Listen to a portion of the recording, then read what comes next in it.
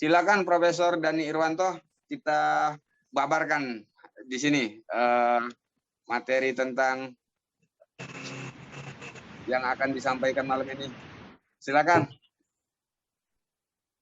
Terima kasih. Selamat malam. Assalamualaikum warahmatullahi wabarakatuh. Salam sejahtera bagi kita semua.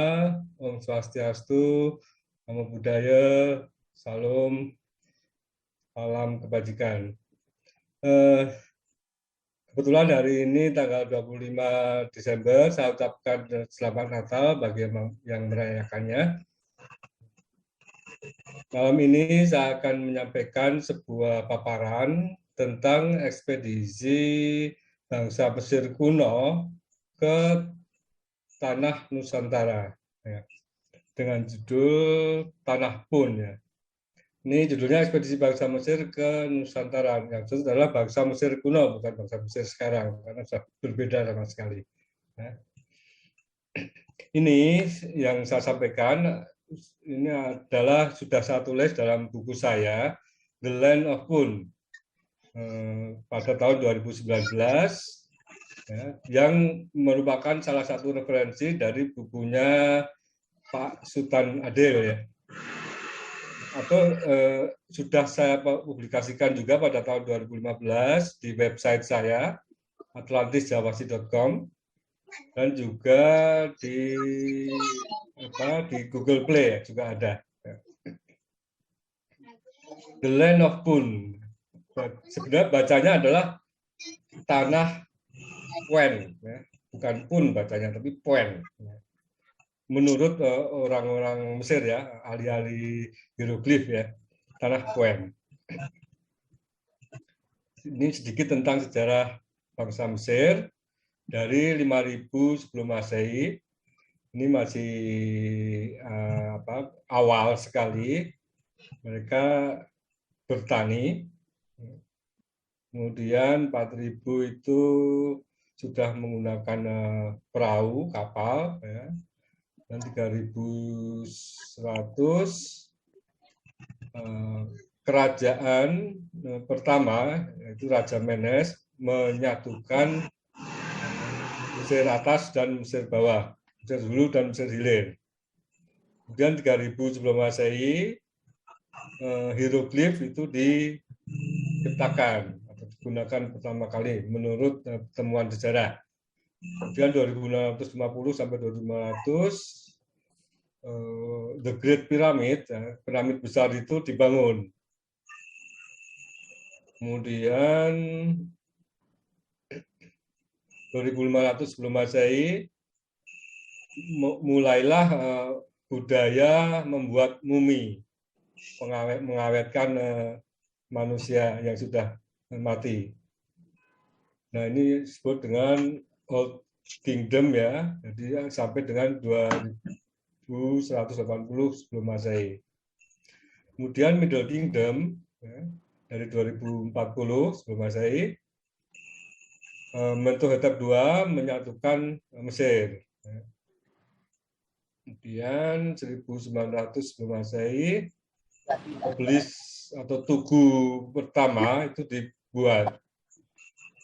1786, 1554, ini ada penduduk Asia, ya, yang datang ke sana, yang disebut dengan Hyksos, ini mengambil alih Mesir.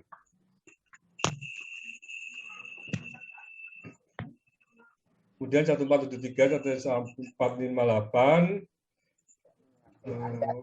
Firaun Hatshepsut, ya, mengekspansi perdagangan Mesir. Ya. Ini salah satunya adalah ekspedisi ke Tanah Puen tadi. Ini yang terkenal adalah dari Ratu Hatshepsut ini. 1479 sampai 1425,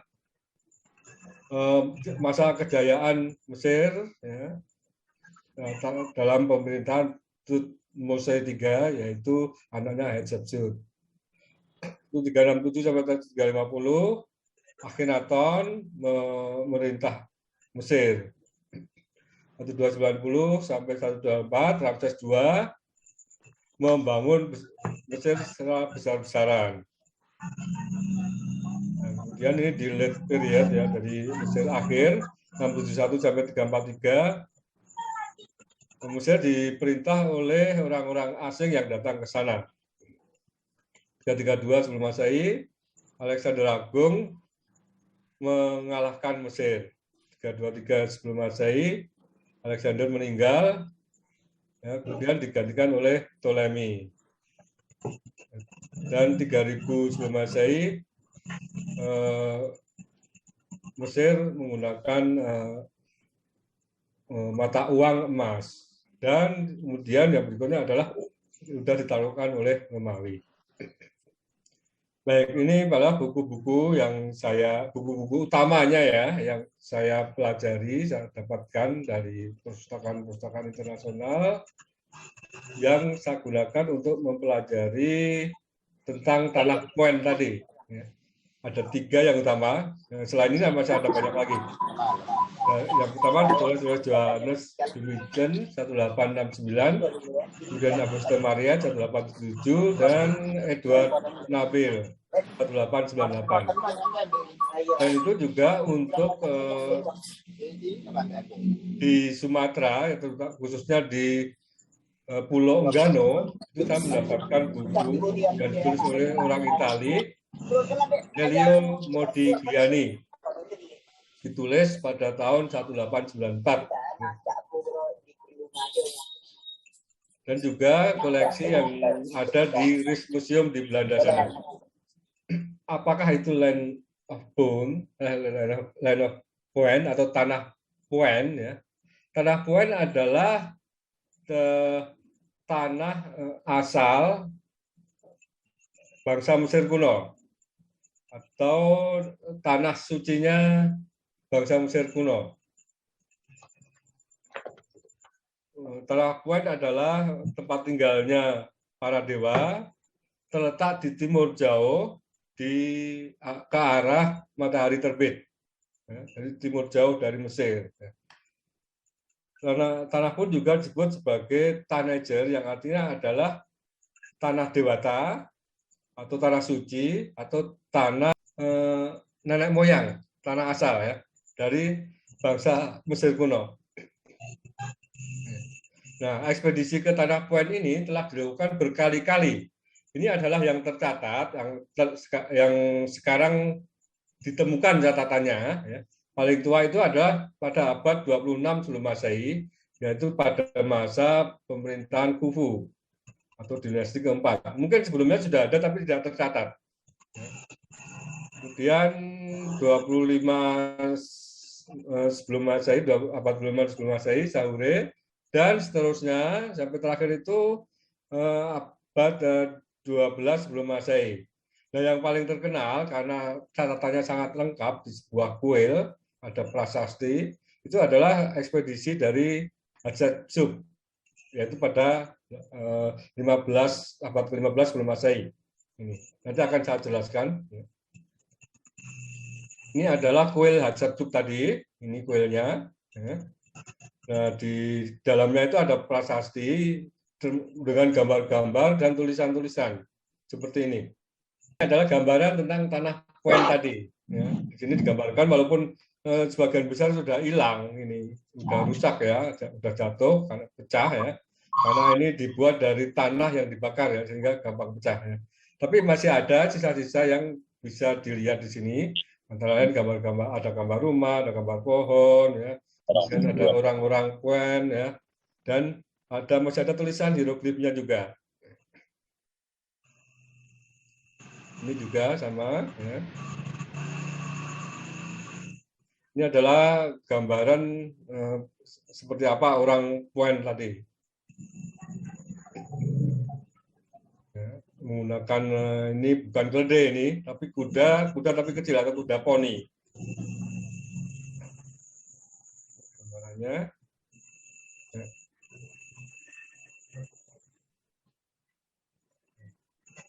Kemudian ada juga yang pecah-pecah, nggak bisa dikumpulkan, namun masih bisa terlihat di situ ada apa saja yang digambar. Nah, ini mereka mulai pulang ya, membawa barang-barang dari tanah poen. diangkut ke dalam kapal, ada banyak sekali juga. Ini sudah mulai berangkat pulang. Ini juga dalam perjalanan pulang. Nah, di sana mereka menanam dan membudidayakan pohon-pohonan maupun satwa yang dibawa dari tanah Puen. Antara lain ini adalah pohon kemenyan. Pohon kemenyan dibudidayakan di sana, ditanam lagi di sana, dan juga misalnya sapi. Sapi, ada juga apa? Ini menurut saya sih ini tanduk kerbau ya, tanduk kerbau ya, dibawa juga ke sana. Ini adalah produk-produk yang bukan dari Puen ya. Jadi di prasasti itu tidak semuanya menggambarkan Puen. Ada juga produk-produk yang di luar Puen. Nah, hipotesis tentang di manakah lokasi tanah Puen itu ada banyak sebelumnya. Sebelum saya ya. Itu dari tahun 1850 ya. Lebih dari 1,5 abad yang lalu lebih malah ya. Di sini umumnya mereka hanya di dekat saja ya, yang di dekat ya, Mesir ya, tidak jauh. Namun hipotesis saya ini menunjukkan bahwa tanah Puen itu kemungkinan adalah Nusantara ya, dan salah satunya adalah Sumatera. Jadi saya tunjukkan bukti-buktinya. Ini contohnya ya, the route is by land and sea. Jadi rutenya itu menggunakan darat dan laut. Ya, kalau di sekitar sini tentu saja bukan laut lagi ya, tapi bisa menggunakan darat. Ya. Kemudian the sea is a great sea. Jadi great sea itu adalah penyebutan orang Mesir untuk sebuah samudera. Jadi mereka melewati samudera, bukan hanya laut. Ya. Kemudian dibalik ke Khatulistiwa.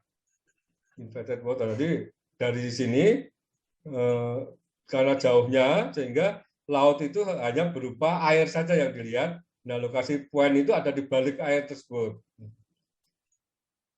Dan Puen itu adalah tempat tinggalnya para dewa, terletak di timur di arah matahari. Kemudian ekspedisi ini dianggap sebagai suatu pencapaian yang sangat hebat ya. Sehingga mereka merayakannya ya, dengan gembira sekali. Ya. Ya, kemudian yang saya pakai di sini budaya-budaya Sumatera itu ada Kerinci, Rejang, Basemah, Lampung, Enggano, Mentawai, Nias. Ya. Nah, khusus untuk Enggano ini ya, saya dapat buku tadi El Isola delle Donne. Ini adalah pulau perempuan artinya yang ditulis oleh seorang Itali. Kemudian juga dari Rijksmuseum di Belanda. Nah, sini mulai saya bahas satu persatu. Pertama adalah tentang rumah-rumah penduduk. Ini adalah yang ada di prasasti, sebetulnya seperti ini. Nah, di Modigliani tadi, di buku tadi itu, tergambar juga rumah-rumah yang mirip sekali di Enggano ya. Enggano ini adalah pulau yang terpencil di bagian barat Sumatera, barat daya Sumatera, sehingga budaya asli Sumatera itu masih tersimpan di sana, belum banyak berubah. Salah satu contohnya adalah rumah-rumah ini, mirip sekali. Ini yang di museum, ini. Di Nicobar juga mirip karena di satu kepulauan Manjang ya. Kemudian ini juga ya. Saya gambarkan di sini mungkin terlalu panjang kalau saya jelaskan. Ini yang ditulis oleh di dalam buku tadi. Yang kedua adalah tentang apa ini namanya buah pinang dan pohon pinang ya. Gambarnya adalah seperti ini di dalam prasasti. Jadi lebih tinggi dari rumah ya. kemudian atasnya ada daun-daunnya, dan ada buahnya, buah pinang seperti ini. Nah, ini adalah menunjukkan ini buah pinang itu hanya ada di Nusantara, walaupun sekarang sudah ada di Afrika Timur juga. Kemudian ini kemenyan, ya. Kemenyan ini menjadi salah satu komoditi yang dicari oleh bangsa Mesir, karena di sana banyak digunakan antara lain untuk upacara-upacara keagamaan dan juga untuk pengawetan mumi dan juga untuk wangi-wangian. Gitu.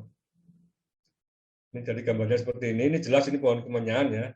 Kalau kita lihat ya, pohon kemenyan itu ada seperti ini aslinya ya, dari genus Syrax. Nah, ada juga kemenyan Arab atau India ya, yang disebut dengan nuban. Nah, pohonnya adalah seperti ini, pohon perdu ya. Jadi jelas yang tadi itu ya, ini adalah pohon kemenyan Sumatera. Bukan kemenyan Arab. Nah, ini di dalam prasasti ditunjukkan mereka membawa bibit kemenyan ini ke negeri mereka. Ini dipikul ya, dan memikul. Kemudian juga getah kemenyan yang sudah terkumpul ini menumpuk ya, dan digotong, dimasukkan ke dalam kapal. Jadi bibit-bibit ini masukkan ke dalam kapal, dibawa ke sana dan ditanam. Nah, inilah hasil penanaman mereka. Ini jelas pohonnya ini tinggi, jadi bukan kemenyan Arab tadi. Nah, namanya sendiri di dalam prasasti adalah anti atau ana ya. Nah, ini tergantung bacanya, karena huruf hieroglif itu tidak ada huruf hidup, jadi hanya huruf matinya saja. Tapi dibacanya bisa macam-macam ya, anti atau ana. Nah, ini ada kemiripan dengan nyan, ya, kata dasar dari kemenyan. Di sana digunakan sebagai wangian, upacara, dan bahan pengawet bumi. Nah, bukti-bukti sejarahnya terdapat sisa pembakaran kemenyan pada keramik percobaan. Kemudian wangian pada 1200 Masehi mengandung kemenyan sebagai bahan campurannya. Kemenyan ini artinya adalah kemenyan Sumatera, kemenyan Nusantara maksudnya. Berikutnya adalah kayu eboni. Kayu eboni banyak sekali di Nusantara dan memang asli Nusantara. Ada lebih dari 100 jenis kayu eboni di Nusantara. Gambarnya seperti ini. Ini mirip ya dengan kayu-kayu kita, kayu eboni kita. Kemudian kayu manis. Ya. Disebutkan bahwa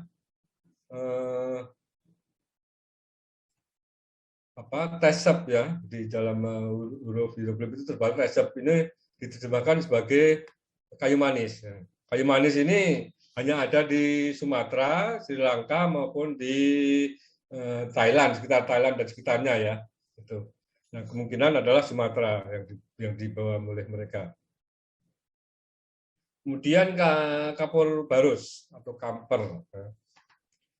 Nah, kamper ini banyak digunakan di sana dan dicari, ya, dan pada waktu itu hanya satu tempat yang diketahui menghasilkan kamper itu, ya, itu hanya di Barus, ya, di Sumatera Utara sana.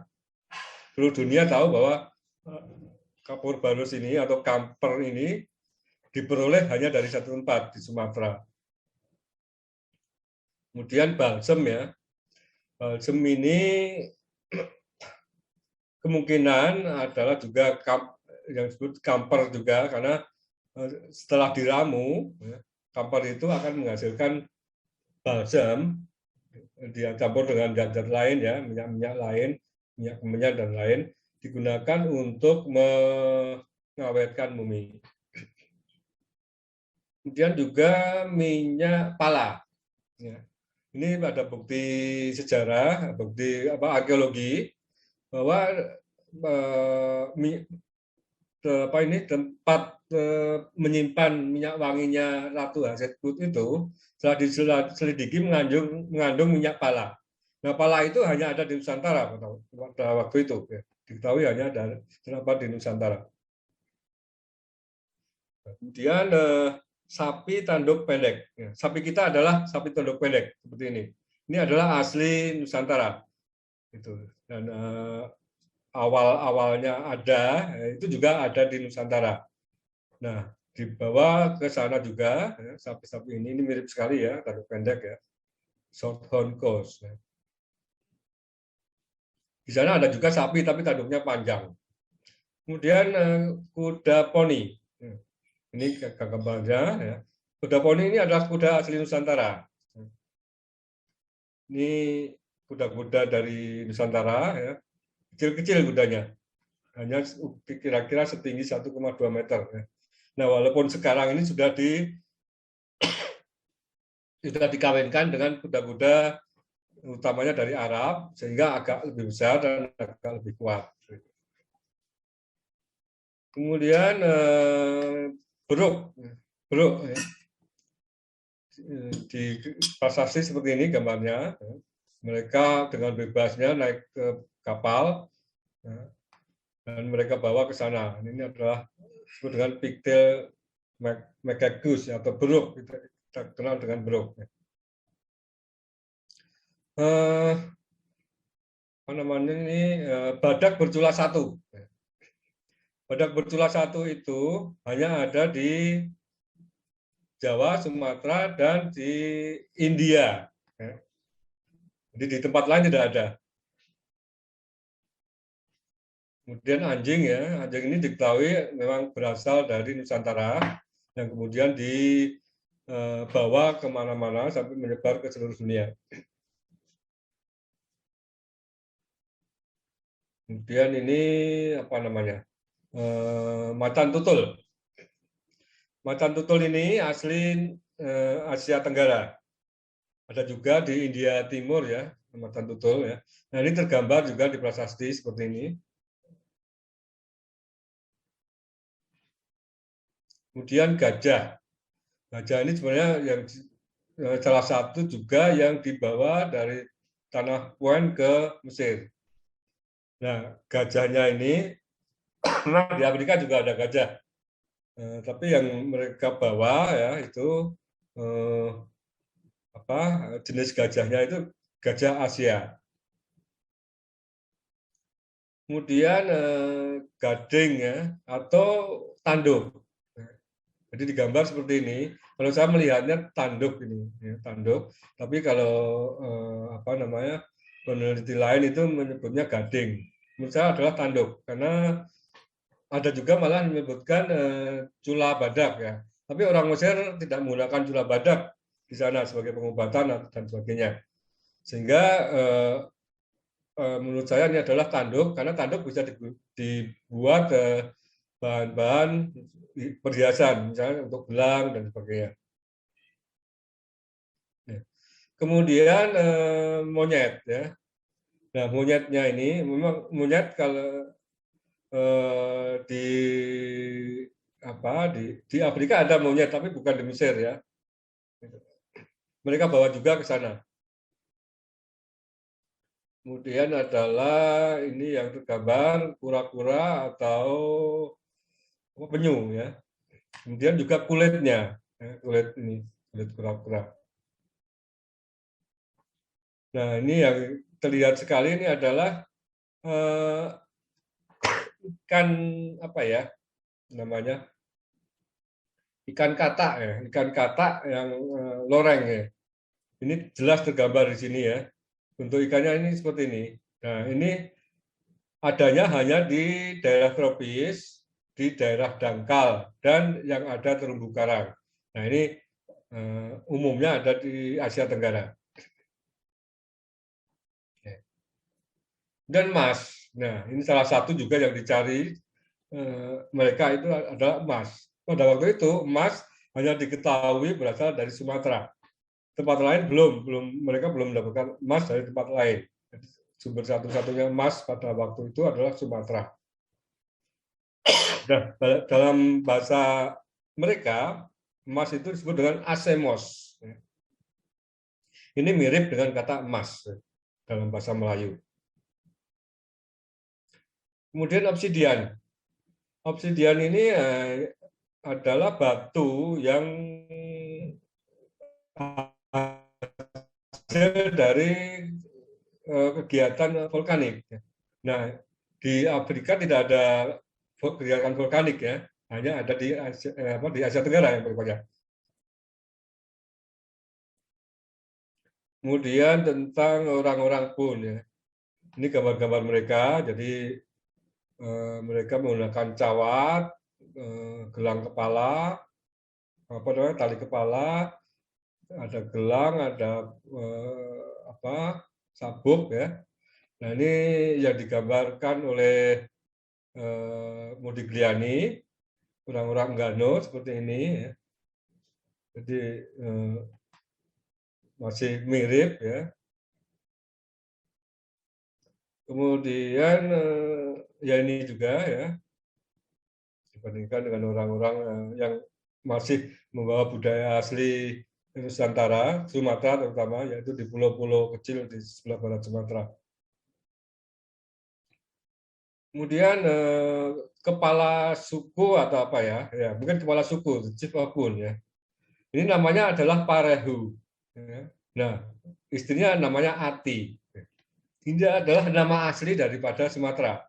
Ini contohnya ya, di Enggano, ya, menurut Modigliani, itu ada orang yang namanya Parauha. Ya. Ini mirip dengan Parahu. Ya.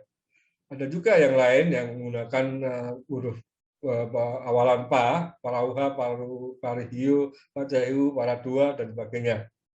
Dan Ati sendiri ini adalah nama kita kenal ya, ini banyak digunakan sampai sekarang di Nusantara, panggilan Ati. Kemudian ini cawat ya, cawat ini digambarkan seperti ini. Ya. Nah, ini sekarang masih digunakan juga oleh orang-orang di pulau-kepulauan barat Sumatera. Kemudian petticoat itu adalah rok ya, bukan rok sebenarnya rumbe-rumbe ya, rumbe-rumbe sebagai penutup ya. Menutup bagian bawah badan. Ini digambarkan di prasasti seperti transparan begitu, seperti ini. Kemudian tali kepala, ya. Tali kepala banyak digunakan. Ya. Ini asli Nusantara, hampir semuanya menggunakan tali kepala seperti ini.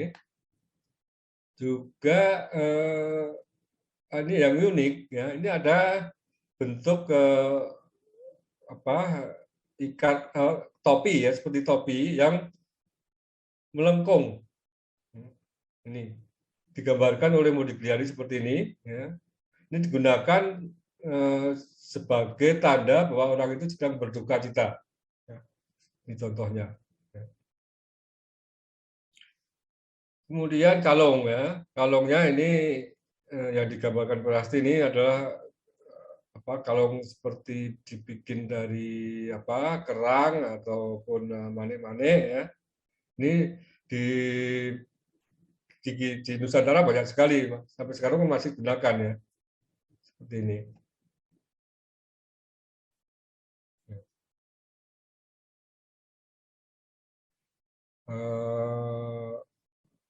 Gelang ya, gelang tangan maupun gelang kaki ya. Ini masih banyak digunakan juga oleh orang-orang kita. Nah, ini satu yang unik juga bahwa ada gelang kaki. Gelang kaki yang ditumpuk dari bawah sampai atas. Ini tergambar dengan jelas di prasasti.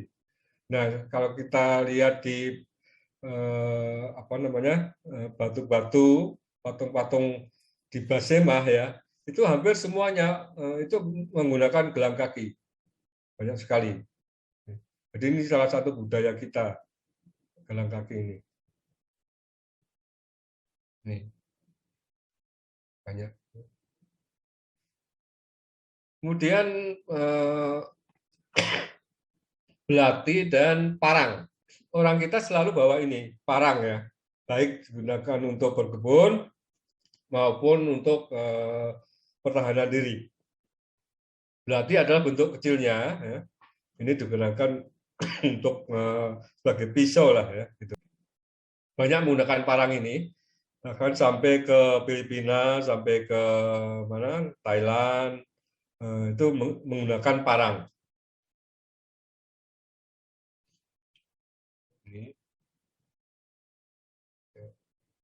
Nah, di prasasti disebut dengan amu. Ya. Nah, amu ini mirip, ini bacanya kamu mungkin ya, bacanya kamu ya. Ini mirip dengan kamai ya. Kamai ini adalah bahasa asli Sumatera untuk parang. Ada ditulis oleh Modigliani, kamai. Ya. Kemudian juga di Rejang itu parang disebut dengan email, ya. Ya, mirip ya kata-katanya. Dan ada juga ini yang saya sebut tadi yang bukan produk dari pun. Jadi ada jerapah, ya. Ini bukan produk pun. Kemudian ada sapi tanduk panjang, ini bukan produk pun. Ada juga macan Afrika, bentuknya beda, ya. Kepalanya beda. Ini bukan produk pun. Kemudian ada emas juga mereka mendapatkan juga dari sumber lain ya, bukan dari pun ya. Tapi sudah diperdagangkan di sana. Dan ini anak panah dan juga telur burung unta ya. Ini bukan produk pun. Ini ada di satu panel sendiri dalam prasasti, jadi dibedakan. Nah, berikutnya adalah tentang orang naga. Di dalam dinasti ke-12 disebutkan, ditulis itu bahwa ekspedisi bangsa Pun itu ketemu dengan naga, the Great Pun, the Great Serpent atau kepalanya naga, kepalanya suku naga, ya, gitu. Nah ternyata di Nusantara bahkan sampai ke India itu ada suku naga, ada di Sumatera dan Jawa ini di catatannya orang Sri Lanka ya. Kemudian di Jawa ini naga sebagai pelindung manusia, dan juga di Hindu dan Buddha itu naga sebagai makhluk underworld ya, makhluk bawah tanah. Kemudian di Kamboja itu banyak sekali sana patung-patung naga, patung-patung ular ya. Gitu. Di Cina juga sebagai naga Cina yang punya kaki. Dan masih ada suku naga yang sekarang masih hidup ya, yaitu di India bagian timur. Ini. Nah, suku naga ini ya, mereka berdasarkan sejarah mereka yang diturunkan secara turun temurun itu berasal dari selatan, dan mereka menyukai dengan hal-hal yang berbau laut ya, seperti kerang dan sebagainya. Nah, hipotesis saya untuk ekspedisi Hatshepsut ya, itu ada di Bengkulu. Tapi untuk ekspedisi lain mungkin belum juga di sini, bisa juga di Sumatera Utara atau di selatan atau bahkan mungkin Jawa atau Semenanjung Malaya atau bahkan mungkin sampai Kalimantan ya. Untuk Hatshepsut sendiri berdasarkan gambaran yang ada di dalam prasasti kemungkinan adalah di Bengkulu. Atau lain karena di sini ada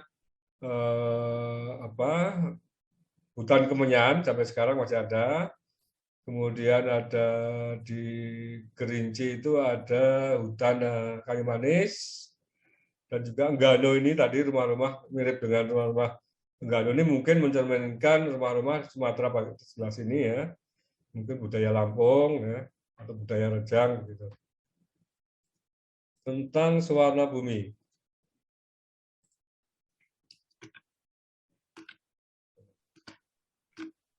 Ini yang paling baru ya, Prof. Ya, saya tambahkan ini.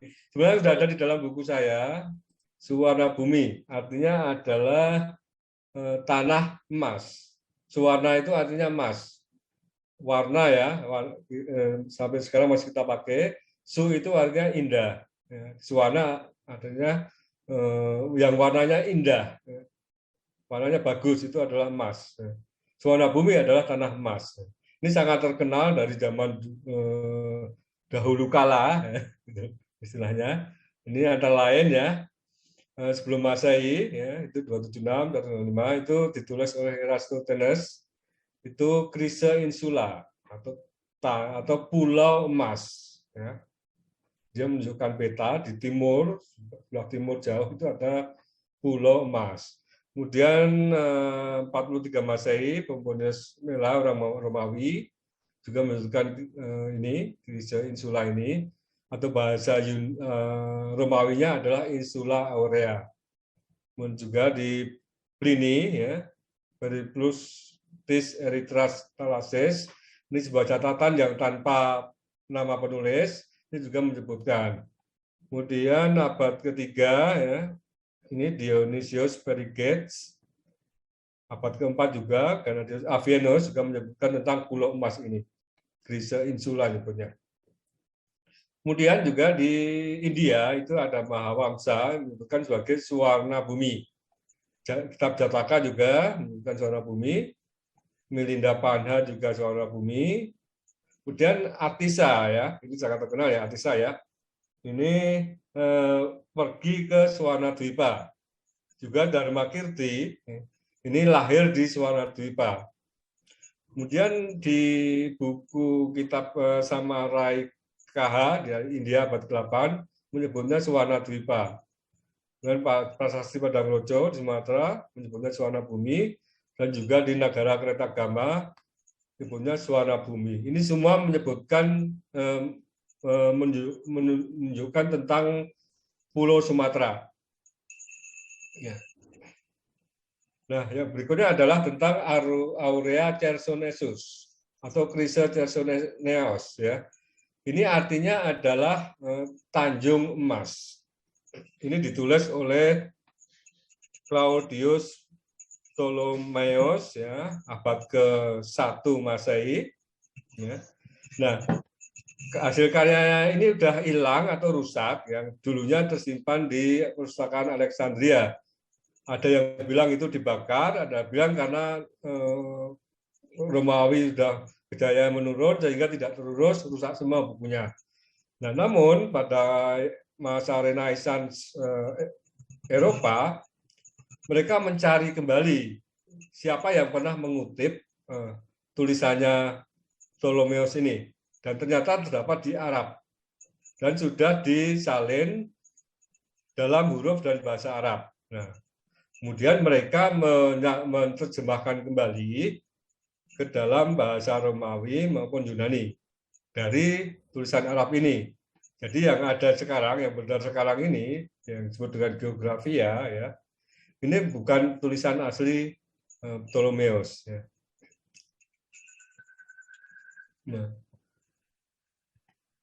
Nah, Ptolemeus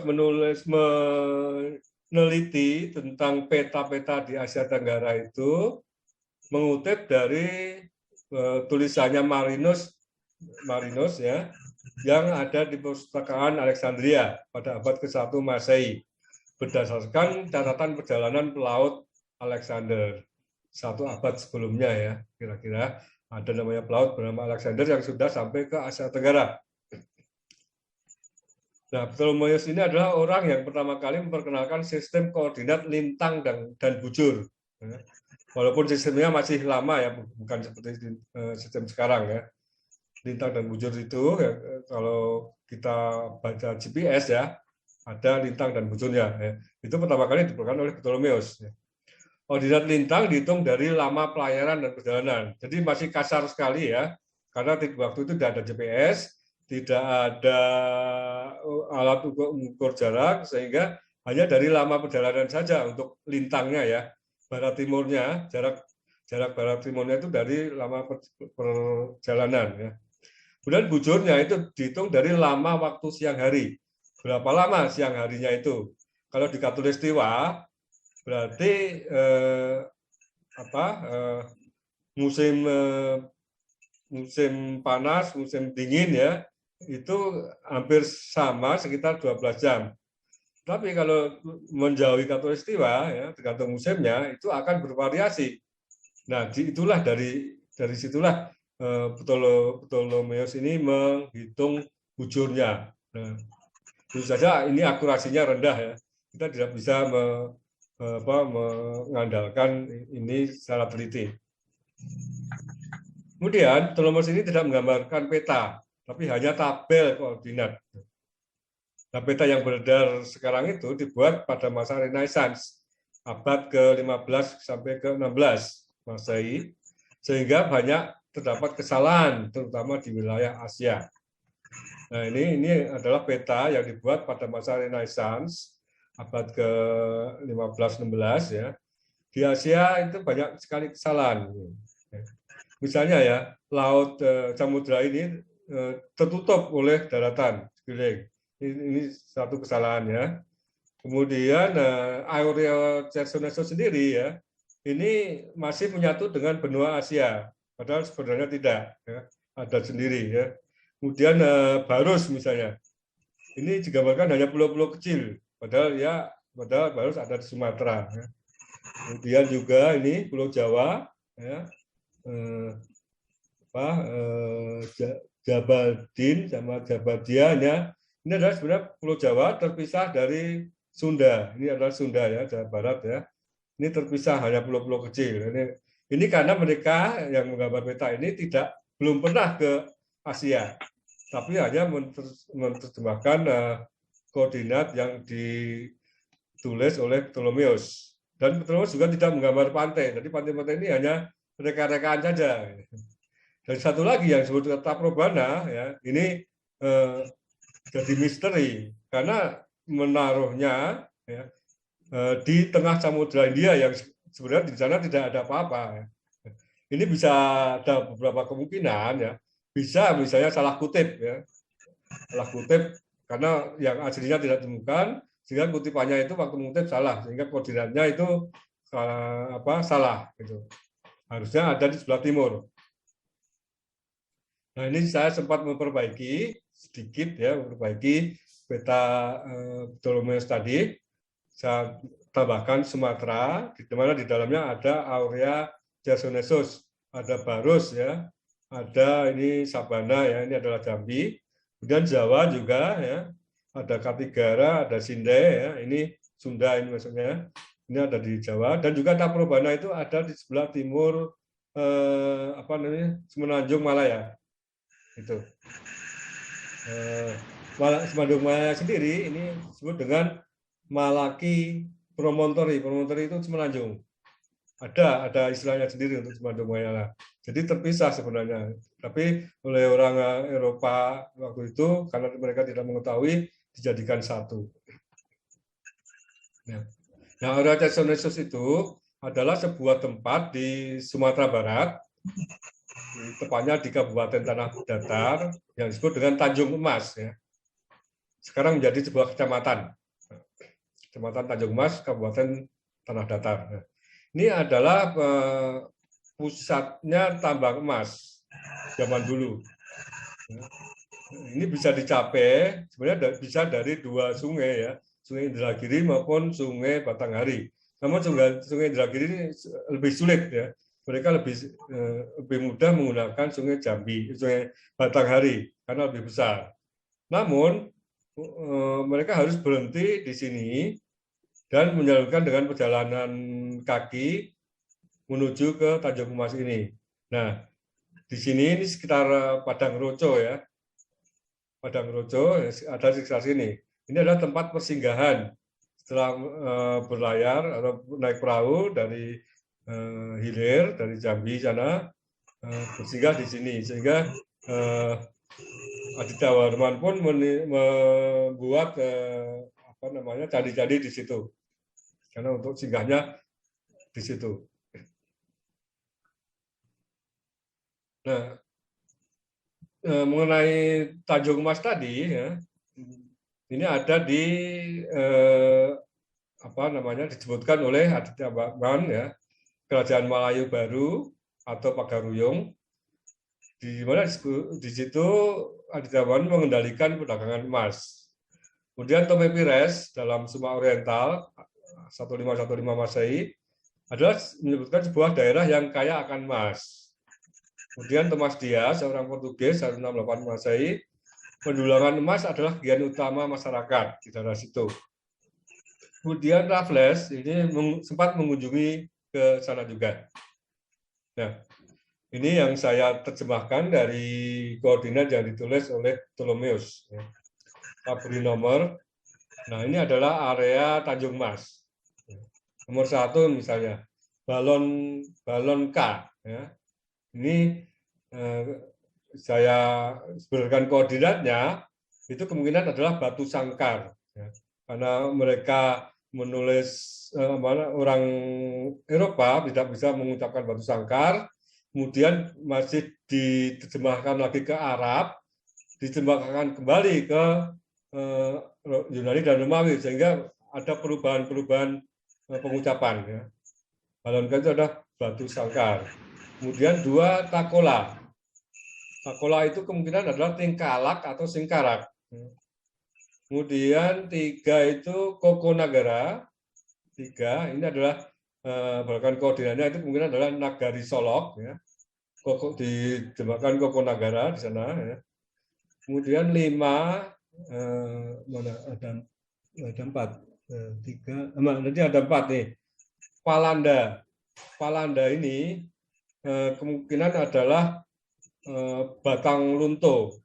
Nah, Batang Lunto disingkat adalah kalau Batang disingkat adalah Ba ya. Ba, mungkin Lunto adalah bahasa Sumatera Barat, bahasa Melayunya mungkin Lunta ya. Sehingga Balunta ya. Balunta ditulis ke dalam bahasa Arab ya, karena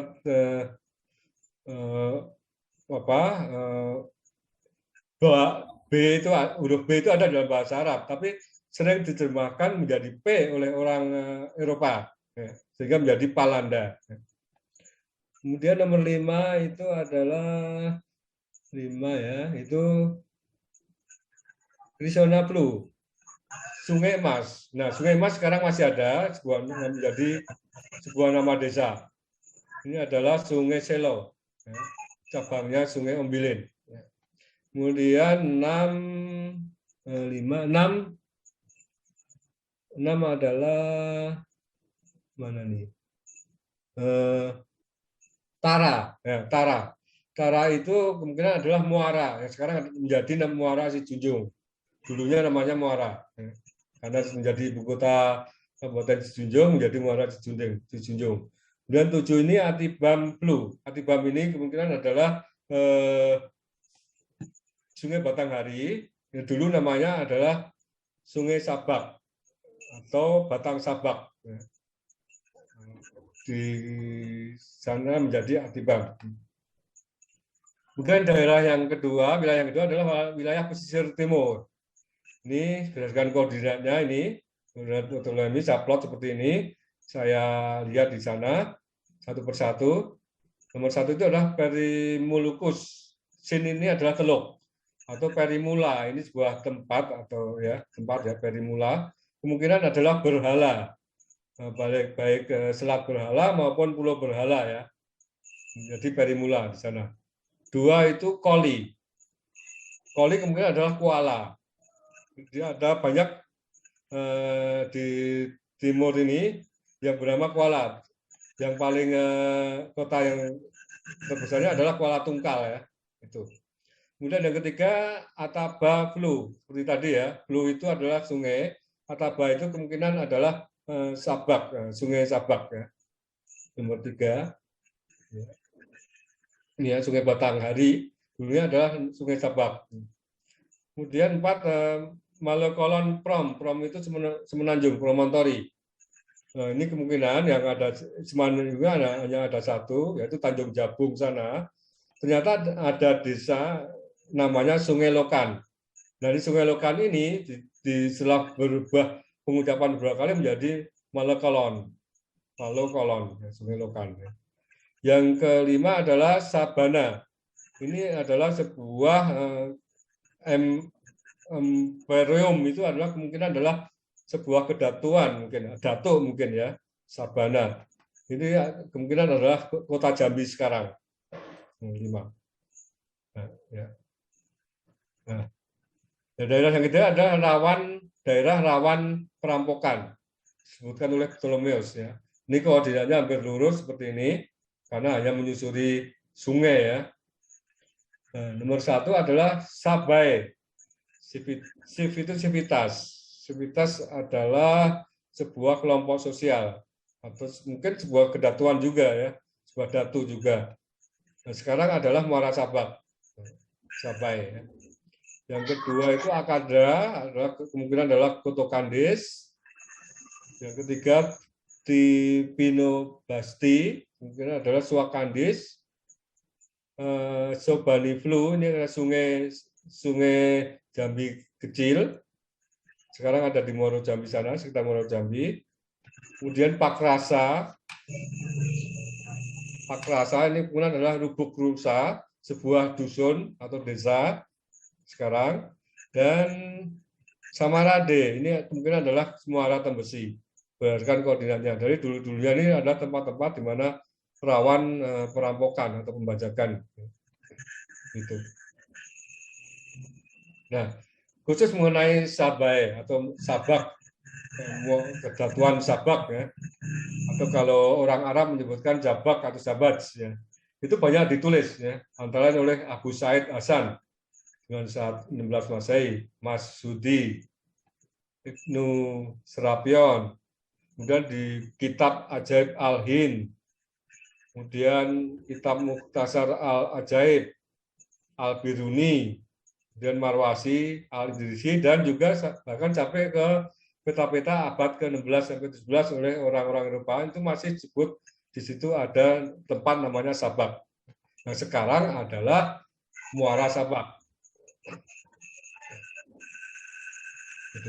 Nah, berikutnya ini tentang Tanah Ophir. Nah, Tanah Ophir ini mirip sekali dengan Tanah Quen tadi, tapi ini dari Ibrani. Ibrani itu di sekitar Palestina, Israel, ya, sekitar sana, ya. Dikisahkan bahwa Raja Solomon abad ke-10 itu melakukan ekspedisi ke Tanah Ophir ini. Ya.